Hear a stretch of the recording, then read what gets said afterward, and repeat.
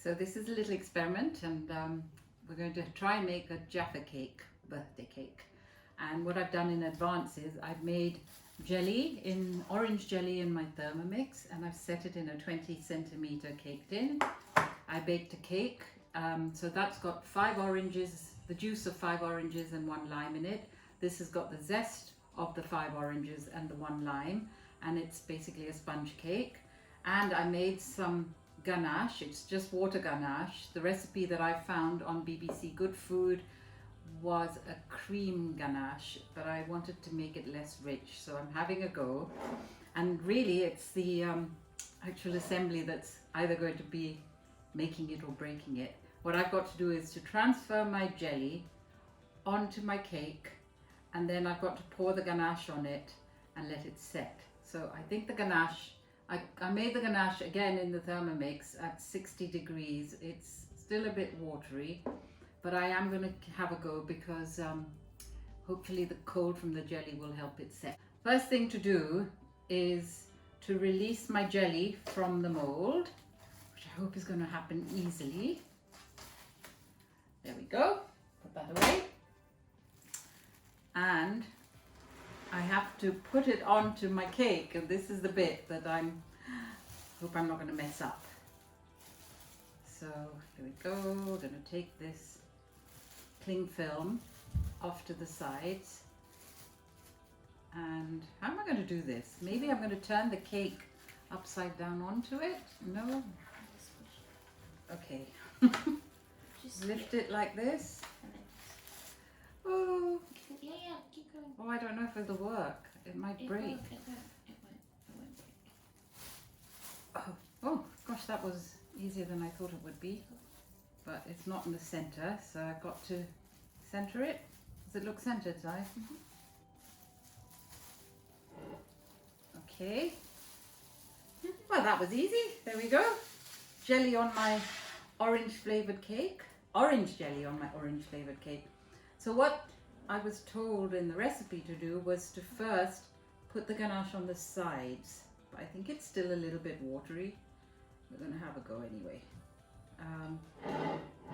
And then I think what I might do is just pour the ganache on the top and let it flow down. I'm sure it'll get eaten anyway, the chocolate.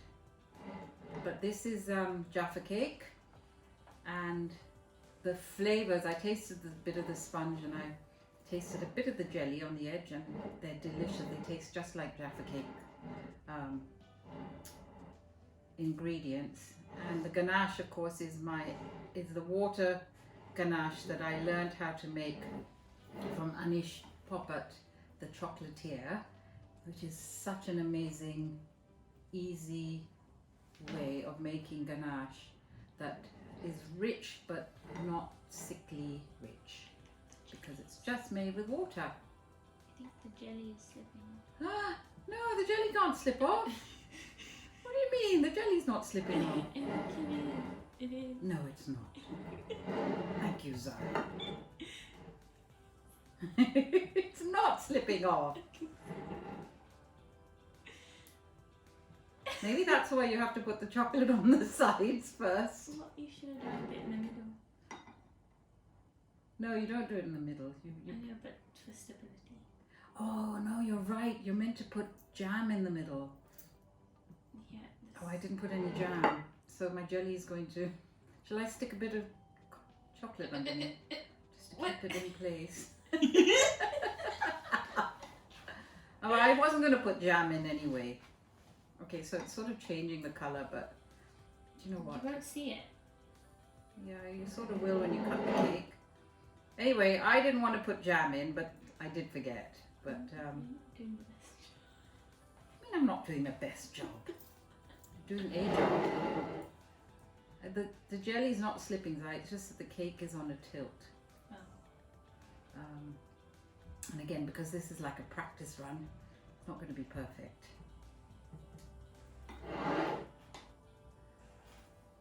Oh, is it slipping? The jelly is slipping, it's running away.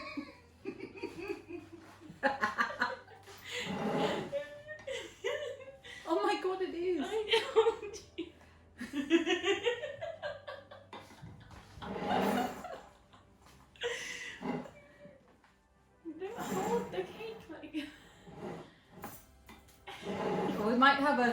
Slip Jaffa. Slip Jaffa cake on our hand. Honestly, if I were you, I guess I you would have just, to use just pour jam. it now. Just pour it now. Yeah, hang on. I will. I don't think it's slipping, Zai. I can see it. You can see it slipping? Yes. But it hasn't moved here. It's retreated from where I am. Okay. We might have a lopsided... Do it slowly, do it really slowly.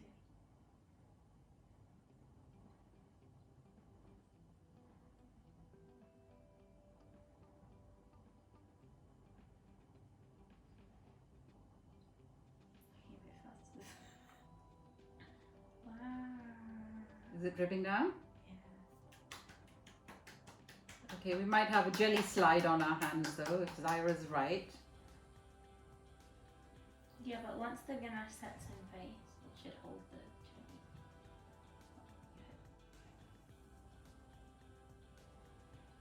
Wow. Like a mirror. Is it down the sides already? Not completely. Not all. Now? It's getting there, but not totally. Let it drip for a minute. Stop and just let it drip for a minute, because you don't want to put too much. Okay.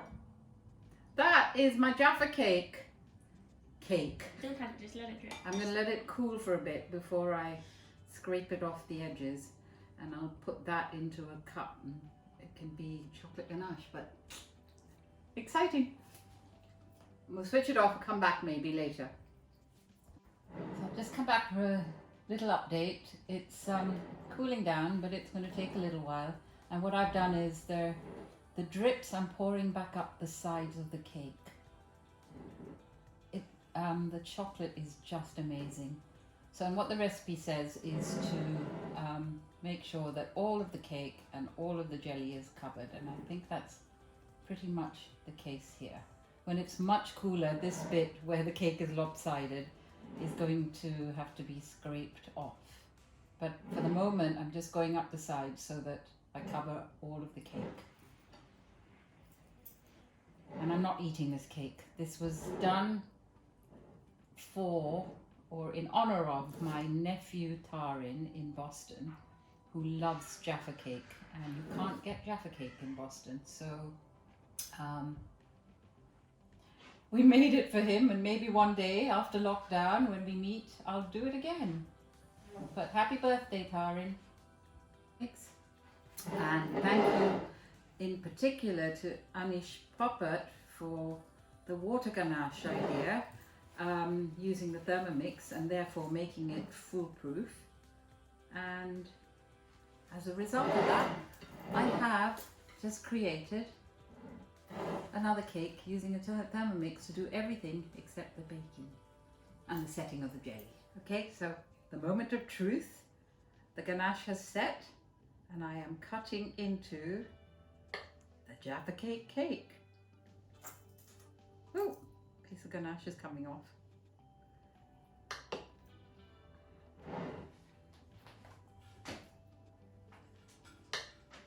There we go.